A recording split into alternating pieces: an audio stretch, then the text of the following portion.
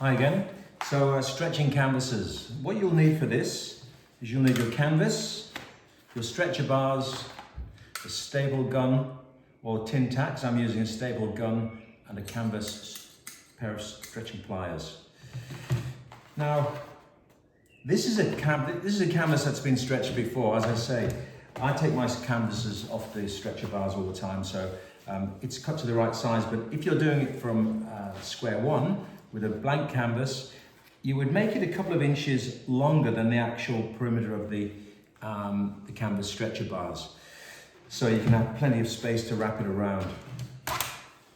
And the way you do this is you lay your canvas obviously face down. Often stretcher bars will have a groove, good quality stretcher bars, groove to create a bit of a gap there, so that goes face down.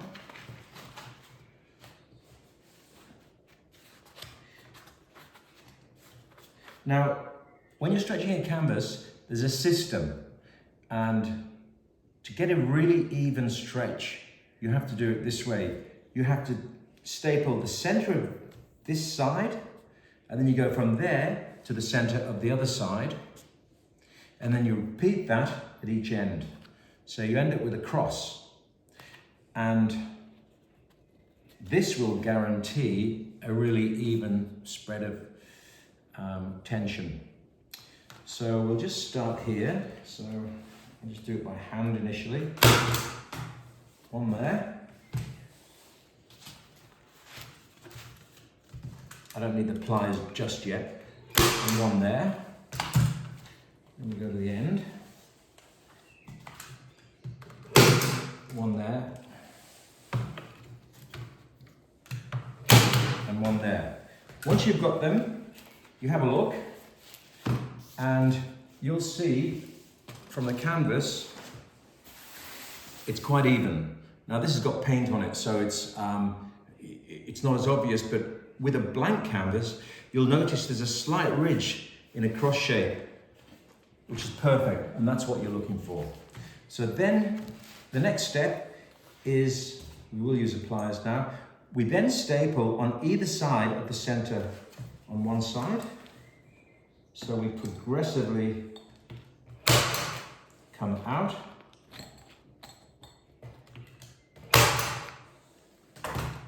Then I go to the opposite side and do the same.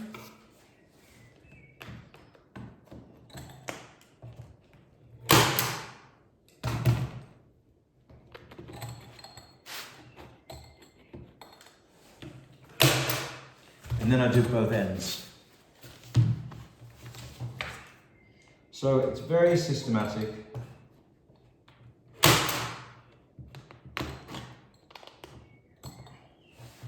It does guarantee you a really well stretched canvas. On the other side, and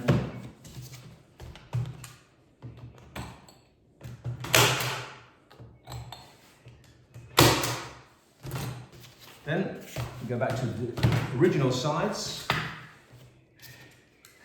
and we do the same thing again.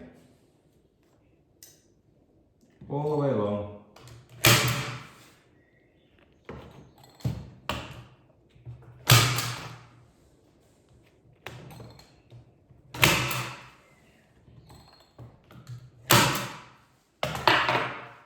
The ends.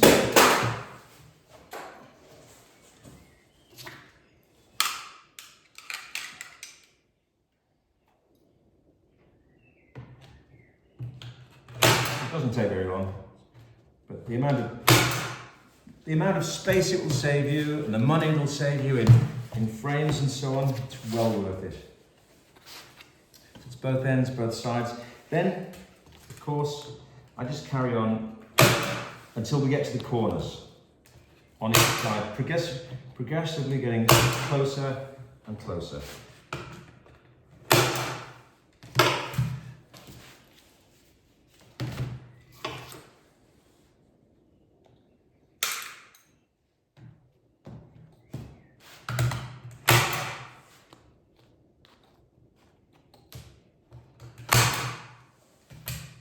It's not so critical on smaller canvases, although you do need the the correct order of things.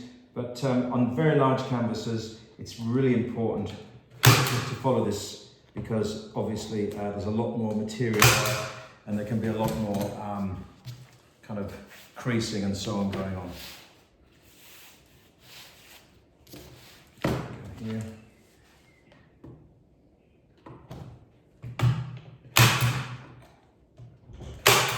Basically put a couple in now, getting close to the edge.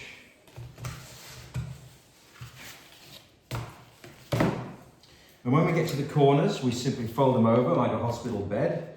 And if you like, you can put some glue in that corner and glue the corner down, as in you put a staple basically holding it all in place.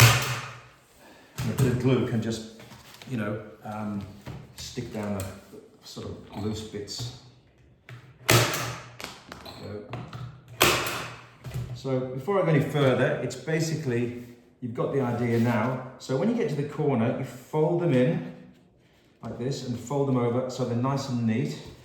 And then you just put a staple in there, maybe one in there, and that will just secure it. And once you do this on each corner, that's how to stretch your canvas. This will save you a lot of space in your studio, a lot of money in extra framing and damaged frames and damaged canvases and so on. It's a really good thing to do. It'll save you a lot of mess. Well, it is a bit of messing around, but save you a lot of money anyway. And it's good to know how to do that. So yeah, obviously when you want to post them overseas, it's a lot cheaper to take it off the frame and take it off the stretcher bars rather, and send it in one of the tubes. So good luck with that.